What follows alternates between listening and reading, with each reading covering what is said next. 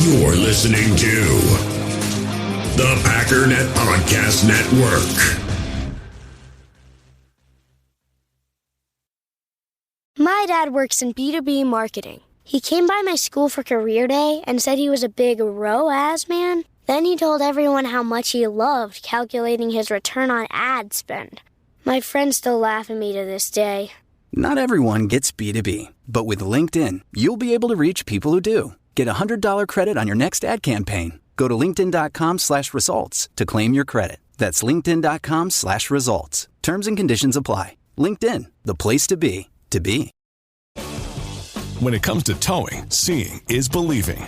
That's why Chevy Truck's advanced camera technology offers up to 8 available cameras for 14 unique views, so you can focus on the view that really matters. Chevrolet, together let's drive. Learn more about Chevy Trucks at Chevy.com. Safety or driver assistance features are no substitute for the driver's responsibility to operate the vehicle in a safe manner. Read the vehicle owner's manual for important feature limitations and information.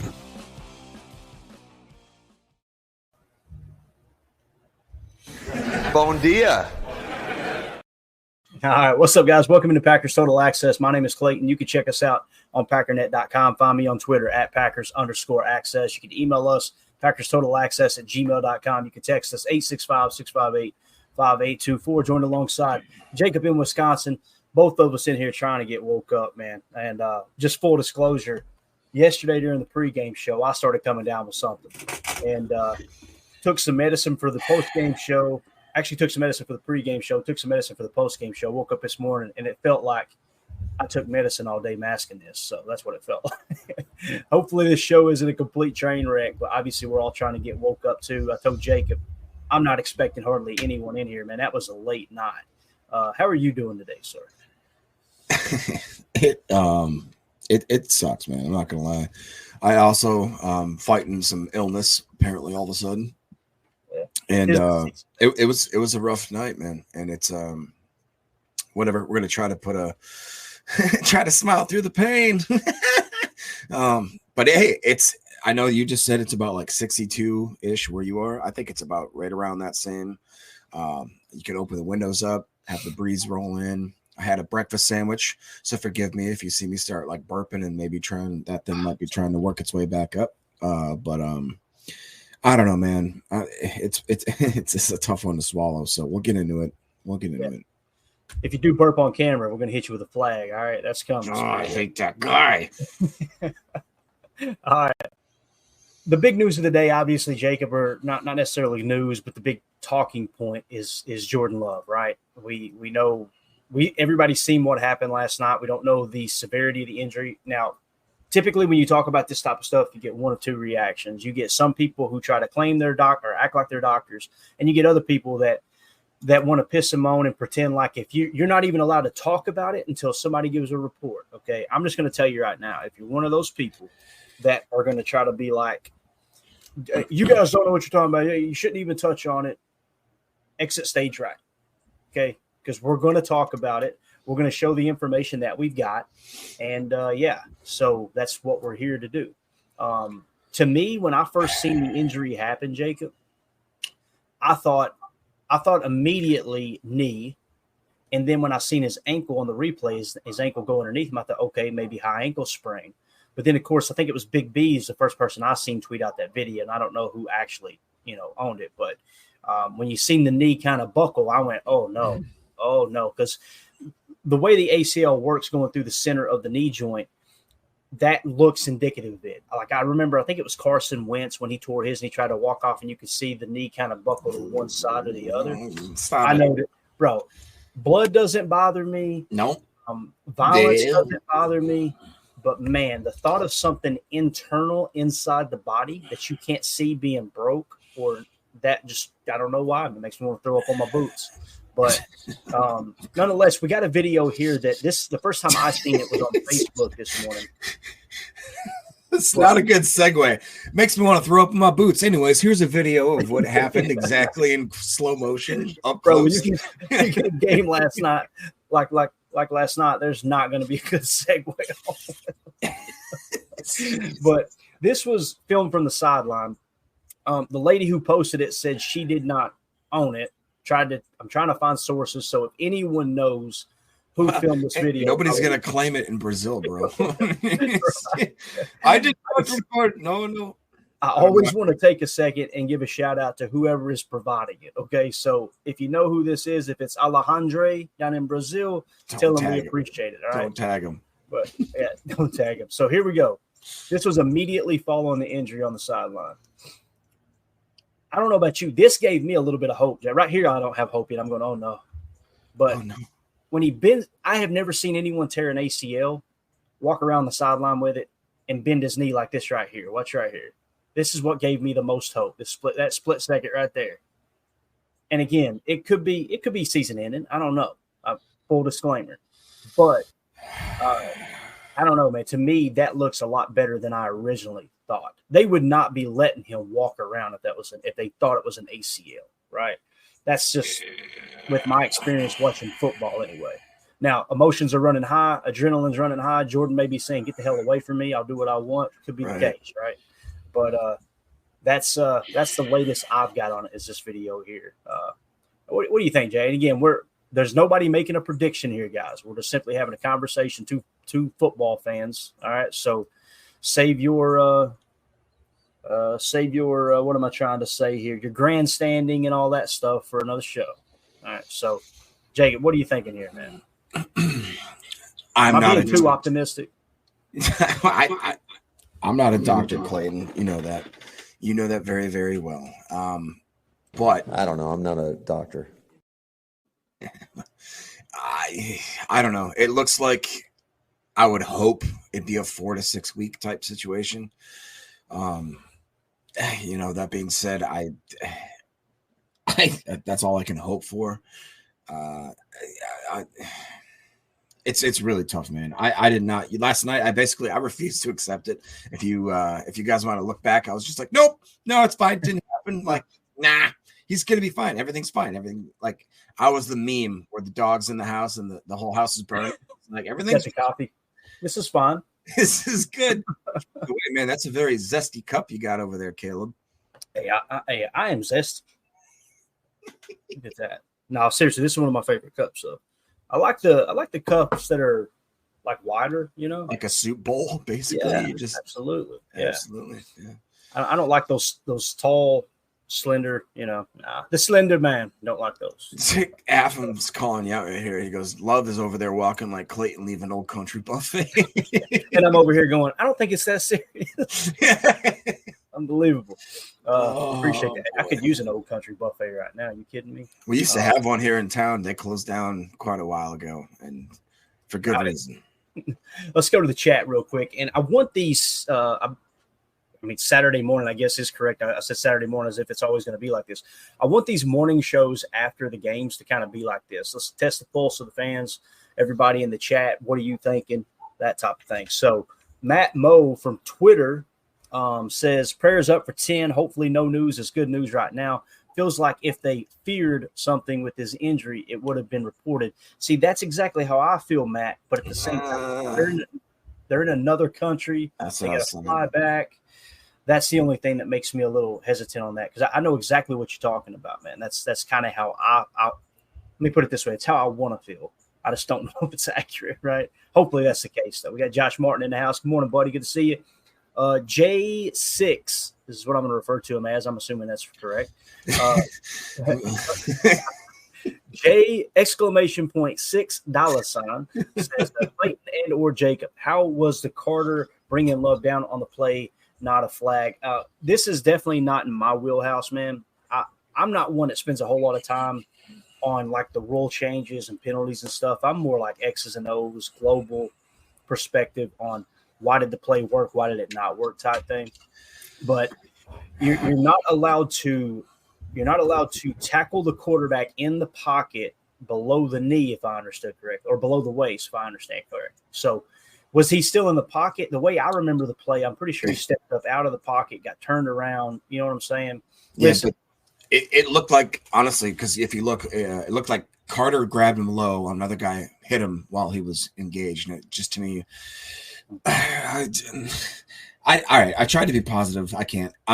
Why the hell were we there? Why were we there? We talked about, I said it. Why? The field, this was a freaking high school. Look at that. It looks like freaking Vietnam on the floor right there. It is horrible. The ground, Dara went there and actually went up close and took a screenshot of the field. It was junk. We played on a high school varsity freaking softball field, and we're surprised. We watched it the whole game. Everybody's slipping out of their cleats. Nobody could freaking have traction. So Vietnam. Why Vietnam, Jake? Because it was a battlefield, bro. It was just like there's bombs going off everywhere. Not Gettysburg. It had to be Vietnam. Yeah, I'm just saying. Jungle territory. It was bad. We put out a bad product. I watched Boz's interpretation and he just goes, it was a bad product by the NFL. That was horrible. We did everything absolutely right in the way of like being professional, blah, blah. And we went there and played on a freaking stupid mud pit. Like, what the fuck are we doing? We went to a third world country and we're surprised we played on a mud pit. And then everybody got hurt. Cool. Awesome. Glad we grabbed a couple fans in South America. Thanks, Goodell. We grabbed a couple fans. God about it.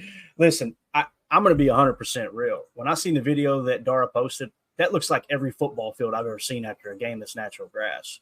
There was chunks tore out. That's me. They play soccer on that field, right? It is what it is, man. It is what it is. Now, if you're saying why did we go down there, you know the answer to that, Jay. I know you're not genuinely asking. That's the NFL wanting to expand their product globally. It is what it is there. Well, then the NFL should be down there and force it. Like, look at whatever. The Eagles had to play on the same field, man. That's what it comes down to, Jake. The Eagles played on the same field. Now, you said it's a garbage all product. Over the place. You said it's a garbage product. Could not agree more. The last thing a fan wants to see are the players sliding around everywhere on the football field. You're spot on, man. But either way, yeah, I don't know why it wasn't a flag to answer this question here. The way I understood it was you got to be in the pocket, and I feel like Jordan did scramble a bit, if I remember the play correctly. You know, again, I don't want to watch that play over and over because it does make me nauseous. But there you go. Appreciate you, buddy. Thank you for swinging through. Michael in the chat said, vibes are low, but it's always go, Pack, go. Amen, Michael. Thank you, sir. Thank you for swinging through. J. Cole, member of the posse here on YouTube. Man, sleeping on this game. There was a lot of bad and a lot of good. I'm optimistic about the defense, as crazy as it sounds. And I'm thinking J. Love has a MCL injury. I could see it being something like that. And I know exactly what you're talking about. There was a lot of bad, a lot of good. There were a lot of good things that came out of this game. A lot. And again, if you were going into this game thinking this was it, I'm trying not to be – I don't want to be hateful. Please don't take me the wrong way here. But if you were going into this game thinking it's slam dunk, we're going to win this ball game, you guys heard me all week long and on the pregame like, I don't know what you've seen to make you think that. The betting line suggests it's going to be a close game. All 77% of the money was on Philly. Now, listen, that doesn't mean it's a slam dunk they're going to win.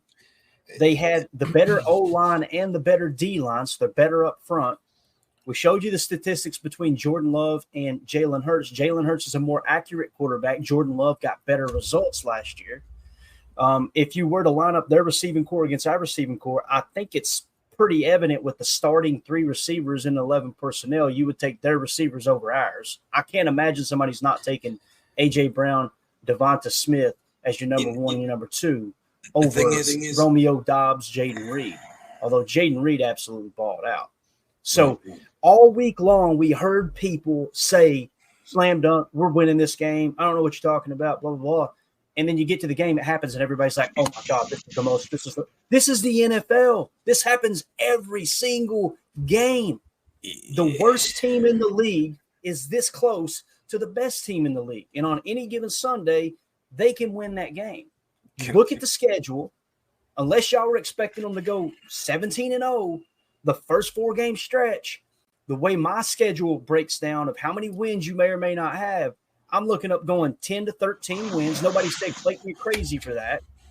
10 to 13 wins in the first 4 weeks. You got to pick one game to lose. It's the Philly game. And again, I'm not saying that they couldn't have won. I'm not saying that they shouldn't have won. I'm just saying, let's please don't embarrass ourselves pretending like this is just the most catastrophic thing that the Eagles beat us by what? 5 points Yeah, at a neutral site. I'll maybe push back on that just a bit and say that this team was supposed to be finishers. We're supposed to be ready. We started the game with the absolute best start you could ever get in this situation. We had 2 freaking turnovers within the first drive of both the possessions, and we got 3 points out of it. That's what we used to do back in the day. We had also other times where we dropped interceptions. We had Dontavian Wicks drop 3 balls right in his breadbasket.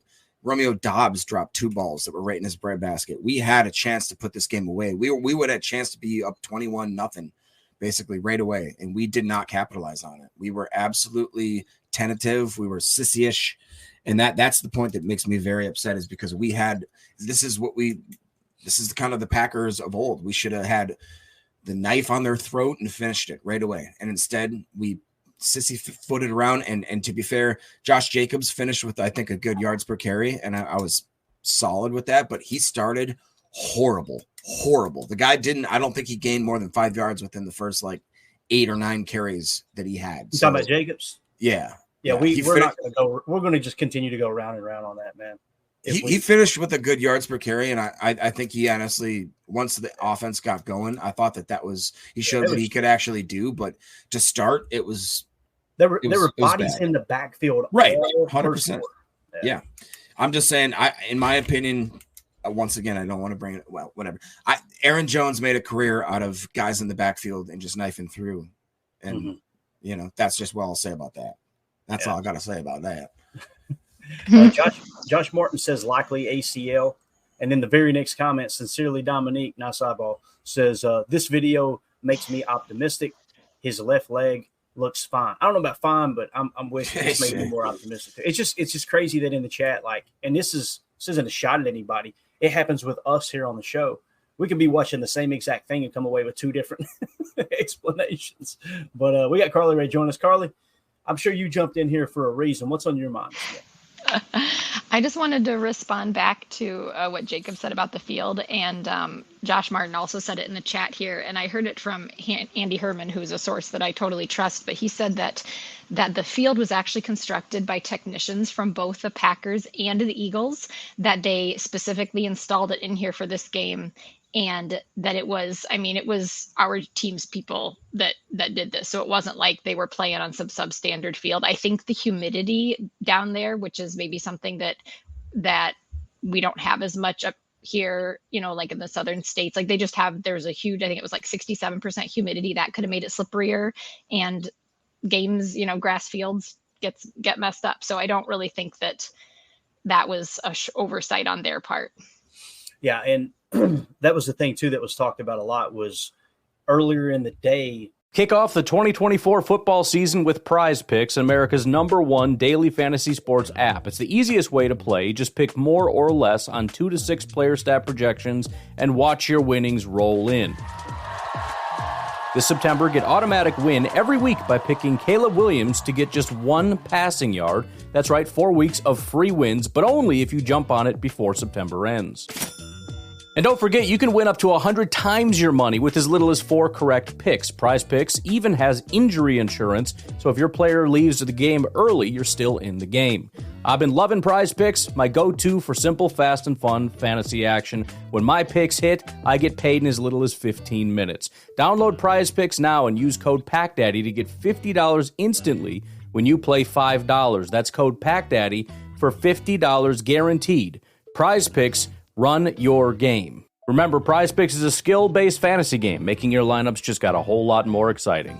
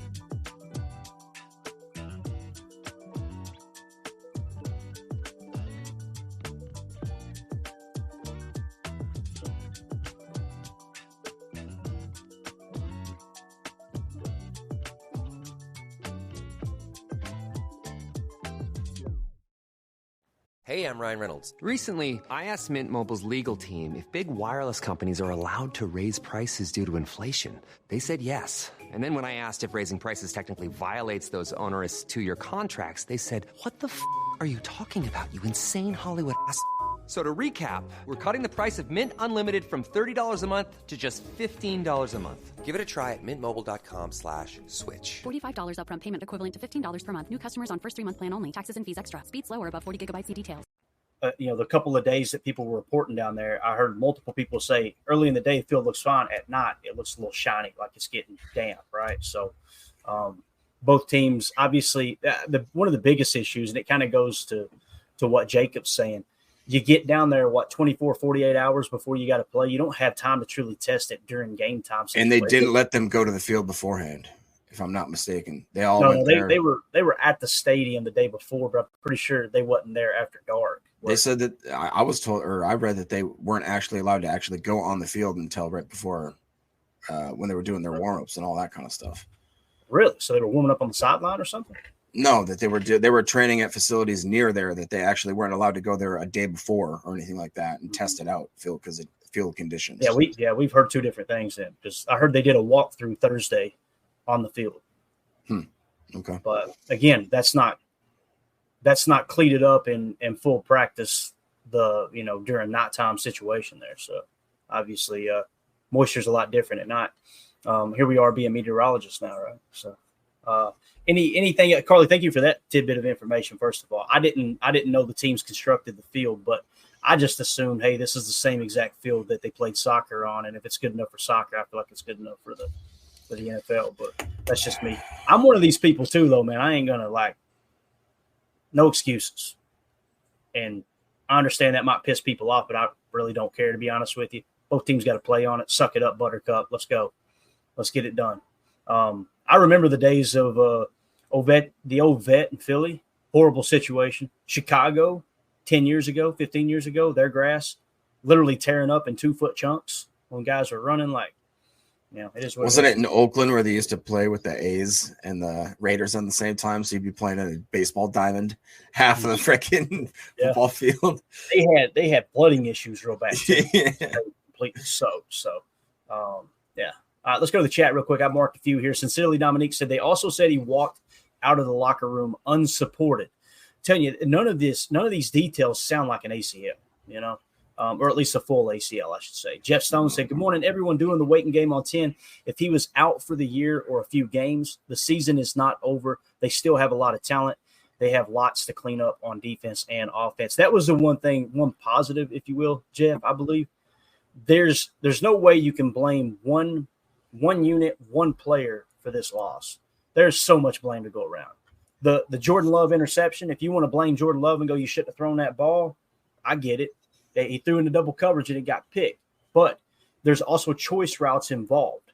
And unless you're in that locker room and know exactly what the route is, what the call is, you don't know truly if Luke Musgrave is supposed to flatten that out or not. When you're in a single high look, they were in single high man, I believe it was. If that's the case and the choice isn't just to clear out, I feel like the play was designed to clear guys out to set up a slot cross concept coming across. If you go back and watch the tape, Josh Jacobs is butt naked on the drag. But Jordan chose, it's not even so much the decision he made to throw that skinny post to Luke Musgrave, whether you believe he's supposed to flatten it off or not. But throwing off his back foot was the issue. Back foot, and it was just a little, you got to hammer that thing in there if you're making that throw on a skinny. Now, if it's supposed to be flat, that makes a little more sense why he put a little bit of air under it. He's expecting a Musgrave to cross over the face of the safety. But again, this has been the MO of Jordan Love so far. If you said, Clayton, what's the main negative with Jordan outside of the accuracy? He doesn't play the down and distance very well. Like it was a 2nd and 11 play, and we tried to pick up the first down rather than taking what the defense was giving us. But that's where we've talked in the past. He's really more like Favre than he is Rodgers, to be honest with you. That dude will hum that tater in there. So we'll get to all that with Chalk Talk later. Let me go and get this off the screen. And I'm going to share some of the highlights from Next Gen. We haven't done this before. If you want to keep hitting, we'll keep hitting the chat as we go here. let me get these cleaned up, and then we'll jump into next gen stats. It's a really cool feature. All right, let's see here. Lombardi Avenue says, I think we avoided major injury, but you never know. So true, man. Josh Martin, ACL sprain, he's thinking. All right. Sideline report in there. Good to see you, buddy. He said, my guess is 4 to 8 weeks out for Love. He said, not ideal, but better than an entire season. Completely agree. Lombardi Avenue says, ACLs can be diagnosed right away on the field, and the fact they didn't say anything, I think, is good news. That's kind of how I'm feeling. AFAM says, Matt LaFleur can't coach or prepare well enough for the big game. How many times does AFAM say it? AFAM in here talking in third person. I don't know if I can handle that. I've only had one cup of coffee here. Dallas is the one exception. So take his biggest win of his career away. Other than that, So early in the season, man, I'm surprised. One thing I am surprised, and I think the Jordan Love injury is what's overshadowed it. The reason that nobody's talked about it is choosing to not play you guys in the preseason. I'm surprised more people are talking about it. And I shouldn't even bring that conversation up because it annoys me.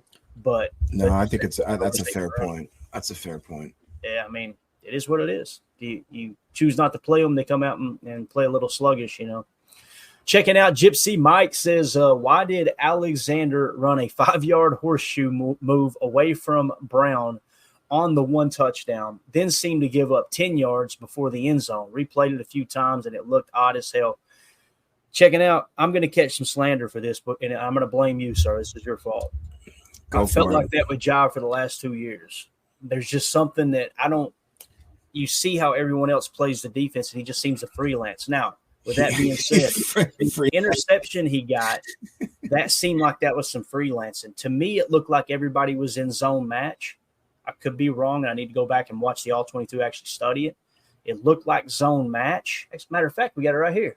Let's see if we can dissect it here. This would be your all's first experience with this right here on Next Gen Stats. So this is the interception, okay, by Jair Alexander. All right. So notice where 23's at over here, right? They got him highlighted. And I'm going to try to walk you through it this way rather than actually play it. So notice what everybody does here. You see McDuffie drops to the middle, so that almost looks like a hole play, right? Like he's playing cover one hole. Now, Quay did not follow any receiver, so he's not in man coverage, okay? So it's if and then. If they go vertical, then you play the hook zone, right? So whoever has number 11, okay, maybe it's designed for Bullard to pick him up, and Bull went to the wrong assignment. You see what I'm talking about here? So they're in a trips right look. It's an empty set. They're in 11 personnel. They got the tight end on the left with a little semi-stack look with Saquon at running back. Look at Jair. What is Jair's assignment? Okay, if and then. So it looks like he was man coverage on 83, and then at this point picked up the eyes of the quarterback and went ahead and made a play on the ball. So my guess right here is it's zone match. Notice how 20 picks up 6. 25 tries to run with him too. That kind of makes you think, all right, if you get a switch concept, whoever goes vert, that becomes man coverage for number 25, Keyshawn. That makes sense. So you only brung 4. You got 7 in coverage. But again, Jair on that play to me seemed like a little freelance, and I don't think his responsibility in the defense was to cover the seam. I highlight that because, like checking out, Mike says, when it's an interception, we don't complain, right? I'm saying me, not you, Mike. When it's an interception, it's a great play. What I didn't understand was after he caught the interception, I don't know what this is. What do you like? Go down, bro. That was such a bonehead. Like once again, a boneheaded play by Jair. Like when he makes a great play. When he makes a great play, he does a stupid thing with it, and I felt like that was basically a perfect indicative play of a summarization of how the Packers played last night. We'd make great plays, and then we would just shoot ourselves in the foot and do the dumbest crap and the dumbest. And here's the thing, like some people are going, that's not a big deal, Clayton. There's a thing called invisible yardage, right? And this is something that was taught to me years ago, and it's so important. It really applies to special teams most of the time. But we end up getting the ball at the 13-yard line when it could have been the 20. That's 7 yards of invisible yardage, right? Mm-hmm. And that adds up over the course of the game for sure. But nonetheless, we got a super chat here real quick. Let's hit it. Ian, thank you so much, buddy. He says, my hope is the kneecap popped out and some ligament strains. They popped it back in and sore. I'm a doctor now. I do not accept Medicare cash only. So there you go. Ian, congratulations on your MD there, bro. Good job, man. So appreciate you. Thank you for the super chat, pal. So anything you guys want to add to that play? And again, that's probably not the best play to diagnose right here. Any of these you would like to see, I should say. You want to see the Xavier McKinney interception? Can I ask a quick question, actually, Clayton, before we jump into that? Yeah, absolutely. This might be more of a question for Tim because he has seen more of the practices, but do you guys know if things like, I don't know, I feel like with the false starts or the 12 men on the field or just those just crazy penalties that the refs call, like when they practice and do walkthroughs and stuff, do you think they ever stop the play in order to be like, you know, this would have been a flag, this would have been a flag, this would have been a flag? Because it just seemed so like unrehearsed. It seemed like they just didn't have that fine-tune the stuff in the game. And it's like this, it feels like it would be easy to correct if you had somebody fixing that ahead of time. They definitely have refs, right? Yeah. Yeah, they definitely have refs for practice. Now, do they stop it in the moment and go, hey guys, here's what you did wrong? Probably not. I would imagine the refs will probably provide a report after, because it gives the referees an opportunity, no matter if they're actually reffing at the NFL level, the college level, high school level, whatever, it gives them an opportunity to kind of sharpen their skills too.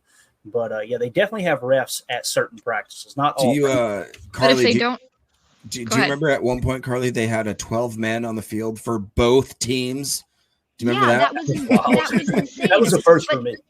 If they don't stop the play in practice when they do that, then that's muscle memory. And then those guys are doing something that would not be allowed in the game. And then they're continuing. And that makes it harder to stop because you're not going to remember, okay, I false started this. You're not going to remember if you don't see it in the moment. Right. Yeah. Typically, though, I would just argue that 12-man is so rare because you have literally like so many people on the sidelines just counting constantly. And that, like I said, that was so rare because they were confident. The Packers are sitting. Come on, Clay. The Packers are sitting there watching the guy, not being able to get off the sideline, and they're like, "All right, let's snap this thing," not knowing that they got an extra lineman just sitting there, and they're like, "Come on, that's awesome. Dude." That's funny. So, all right, there's your referee talk for the day. Let's Jacob, if you will, keep an eye on the chat. Mark anything you want to hit, and I'm going to kind of dive into a couple of these plays. So I think this is cool to see the GPS tracking and all that from Next Gen Stats. So this was the Xavier McKinney interception, right? Let me see if I can get a little bit closer. It ain't going to let me. A little bit finicky in that regard. We'll start there. All right, so we came out in this play. It was a nickel. I think I actually tweeted it out. Nickel 4-2-5. To me, this looks like Tampa 2. Now, notice Jai is actually up on the line of scrimmage here, right? In a Tampa 2 defense, and it can't draw on the screen, essentially what that means is hook zones underneath. The mock will typically cover deep thirds. So you've got 2 deep safeties responsible for half, and then the mock will, or in some cases, the will. There was times that in Tampa Bay with Tampa 2, Derek Brooks would actually be playing will, and he would cover the seam. But essentially, the mock will cover the seam on a Tampa 2 look here. Okay, so he's going to drop down a seam. Watch Quay on this play. It's pretty damn impressive, to be honest with you. And I'm going to roll it through individually. Ball snapped. See him pick up 6, stride for stride. He's the reason that happened. Now, this is what you're getting with McKinney. You talking about a savvy vet. His responsibility is deep half. He's got eyes on the quarterback while still covering his half. Right now, you could probably hammer a whole shot here over top of Jair. I could see that. But McKinney gets eyes on the ball, makes a play. That is so impressive, man. That's what you're getting with that free agent acquisition. I felt like Javon Bullard played pretty well. I know he had the missed tackle toward the end of the game. That sucks. Outside of that, I don't think the game's going to be too big for Bull. It's only one game, but to me, he seems like an upgrade over Savage. He really does. 100%. But again, McKinney with a huge play there. Again, that was nickel 4-2-5. It's 4-2-5. You got 4 down linemen, 2 linebackers, which is exactly what we expected. Quay Walker, Isaiah McDuffie. And then you got a 2 high shell. Remember we talked about it? You're still going to see 2 high shell. And both interceptions last night, to the best of my knowledge, were zone coverage. One was match. This was Tampa 2 spot drop. Clay, if I'm not sure if this is true, but nice guy Rick, I know, has been in here before. He says ankle injury has been ruled out for a potential injury per Diana Rossini. that's what that video showed me on the sideline. He was not favoring the ankle at all. It was definitely in the knee. So I don't know if is that. Do you think that's a good thing or a bad thing? I don't think any of it's good, obviously. But to me, if you had an ankle and a knee, that's a huge issue because you're getting into maybe like, and I know it's not specifically the same, but remember Eric Stokes had two different injuries that was devastating. So I think we're probably looking at 4 to 8 games is kind of what I'm thinking, just based off of all the different scenarios of what it could be. Now, listen, they may come out later today and say he's out for the season. That could happen. Hopefully it doesn't. But anything else you guys want to hit on this specific play here with Xavier McKinney in this pick? I just remember that was that used to be when I was happy when that game. I was happy at that moment. I used to be happy back then. So I remember my life. So we're going back through these plays. Let's hit on this is Jayden Reed. Is it not loading? Uh-oh. Did they pull the Jayden Reed play? They better not have, sir. Let's see. I don't know what just happened. That was weird. Go back. Yeah, here we go. All right. So here's Jayden Reed's 33-yard touchdown run.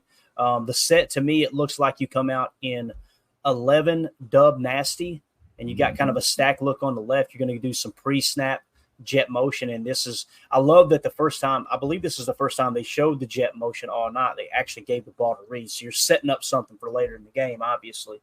But you can see, man, this is a pretty phenomenal play. Jayden Reed takes the ball. Look at all that pressure on. If you looked at that screen grab, you go, oh, he's screwed. Mm-hmm. Right?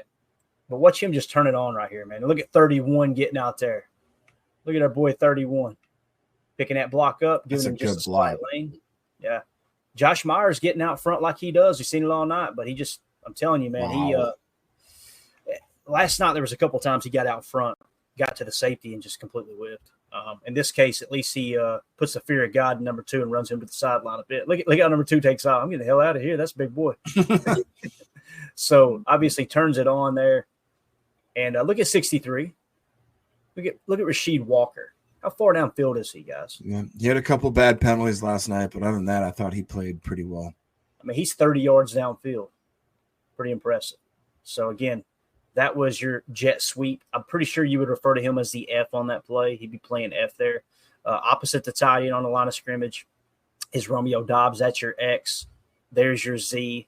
You've got your Y flexed off, and then you've got what I would refer to as the flyer or the F. So, there you go. There's your Jayden Reed touchdown. Anything on that? Other than Jayden Reed's a damn dog. I know that, man. That dude I was going to say, I mean, people talked about Xavier Worthy and how impressive it was. How about this? I mean, this is kind of almost a similar play without the guys having a 4.2 speed. I mean, Jayden Reed is just consistently overperforming everything about him. It's just a shame because certain parts of our offense, certain parts of our team looked absolutely phenomenal. And we talked about like Rasheed getting out there, making those blocks. Some of the stuff from Josh Myers looked great at times. And that's, and some stuff looked horrible from Josh Myers. It's so hit and miss with this group. It's a little bit weird, but I mean, we've seen Jayden Reed has all the, like, dude, that guy right there alone is a catalyst for this offense. I mean, you just literally get him the ball. It doesn't matter what capacity, just give him the ball and see what happens because he is an absolute firecracker. Yeah. Here he is on this play. Go ahead. Do you guys know why they were getting, like, it seemed to me as I was watching it, I only saw the first half, but like Jacobs was getting hit sideways so many times. They were getting to him so fast. What was going on that they were just able to get to him? It's like people weren't blocking or moving people out of the way. Like, I know pass blocking has something to do with it, but still, like, it seemed unacceptable. You talking about in the running game, Josh Jacobs? Yeah, in the running game, yeah. Yeah. So we kind of talked about it this week. They got one of the best defensive lines in the game. Jalen Carter, massive. When Philly drafted Jordan Davis that year that he came out in the draft, Jordan Davis is his teammate, by the way, at Georgia. When they were scouting him, Greg Cosell said it was the most obvious thing that he noticed on tape that year was Jalen Carter was the best defensive lineman in college football the year before he came out in the draft. I mean, he's that good. The dude is just unbelievable. And you watch some of those snaps, Josh Myers had his hands full. But, yeah, And again, we'll talk about it more as the week goes on. I'll try to put us together a Chalk Talk segment so we can actually see some of those blown up plays. But no doubt about it, Carly. I didn't put it on. Never once did I see a play and I thought, Jacobs, come on. I seen a play going, I can't expect him to break 3 tackles right there. Like, that's just me. Later on in the game, things opened up, I believe, because the passing game really started. Like this play right here specifically, I feel like it's one of the reasons why the running game kind of came alive a little later, because you put the fear of God in them with a play like this. So on this play, it's 11 personnel again. You see the nasty splits. All that means is everybody is inside the numbers, okay? So it's 11 dub nasty, strong right, T-Sang. And you'll notice they're going to do a little pre-snap motion. They're going to move the Z, which is our boy Christian Watson, in motion. So you're kind of coming to a running start, that cheat motion, and now you've got a bunch set. So essentially what you got here is bunch nasty off of Dub's pre-snap look, okay? And the play that they're going to run, it's a dagger concept. Remember we talk about dagger.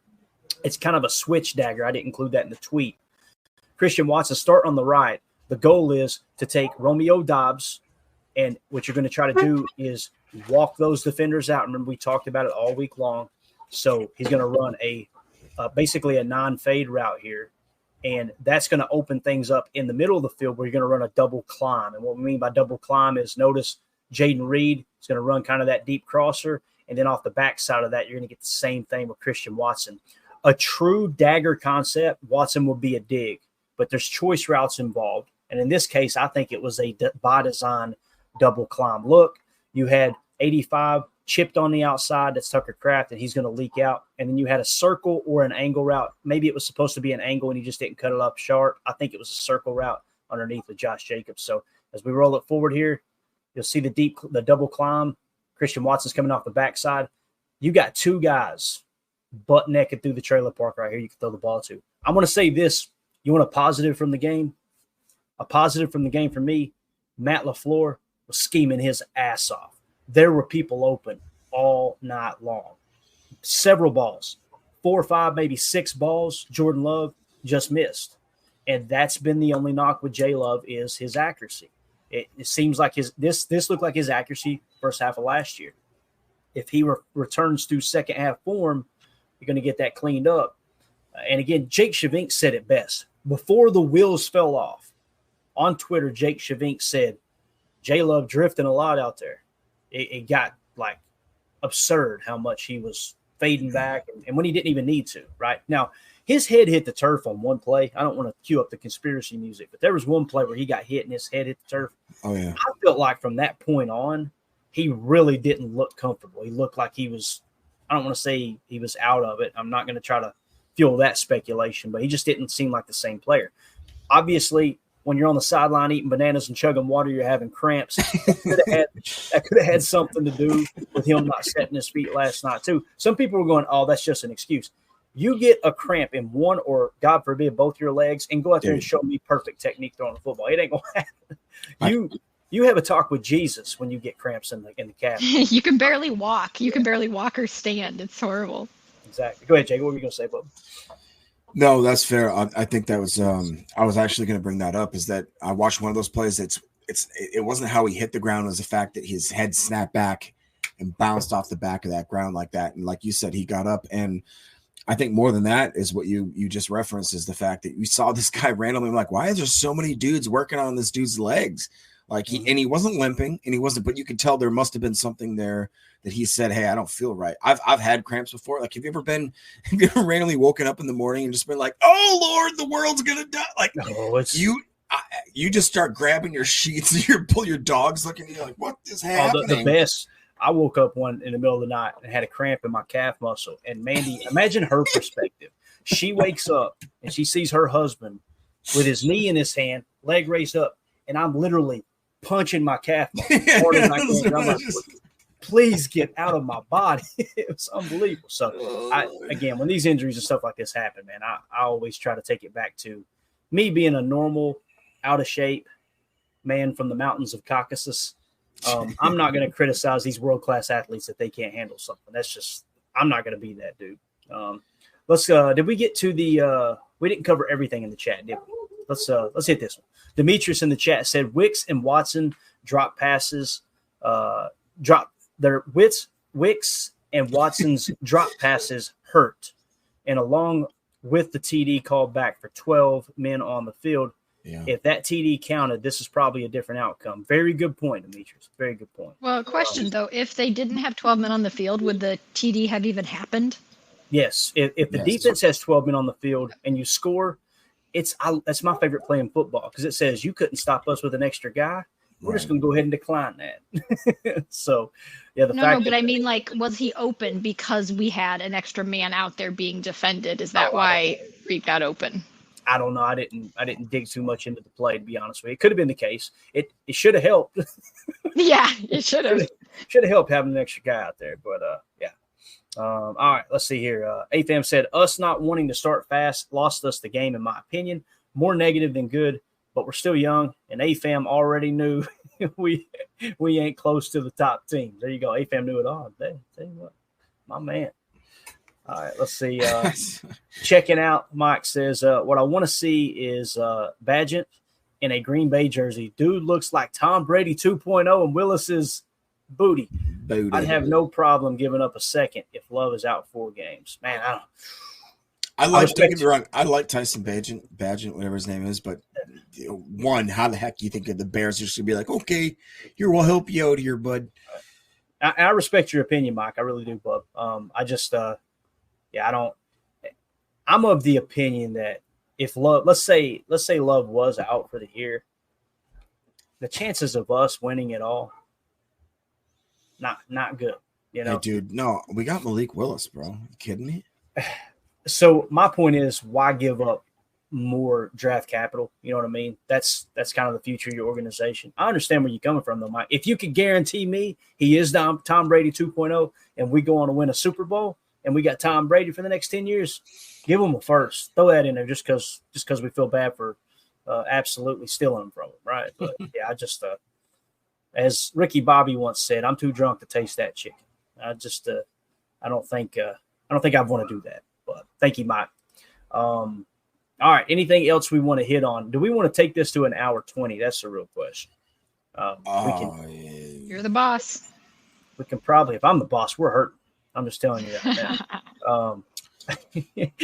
I don't have an hour 20. The comment of the day, Milltown Corey. All those bananas down in Brazil, and Love still cramping up. WT. Got banana cramps. Banana cramps. Oh, that's hilarious. Can y'all hear that dog barking out here? Yeah. Yes. But it's not bad. Let me close the door. Y'all talk amongst yourself for a second. Nah, it's not that bad. Carly Ray, I mean, what is your outlook if Jordan Love is out, let's say 4 games, which is best case scenario? What if he's out 8 games? Do you see this as, what's your move? Do you sit here and try to get our backup, or do you try to make an aggressive trade for, again, everybody called me crazy when I said we should trade for Dorian Thompson-Robinson because we have to have a backup plan. Everyone's like, nah, you idiot, you stupid fool idiot. And I was like, okay. And who called you an idiot and a fool, Jacob? I think it was Clayton, and he said, I hate you and I hate your dog. And he kicked me, and he kicked my dog, and he pushed my grandma down the hill she was in a chair, and she just went on rolling. Rolling to the river. I can't believe I got accused of attacking your grandma. Go ahead, Jacob. I'm sorry. No, I was asking Carly, like, what's the worst case scenario for you, and what do you do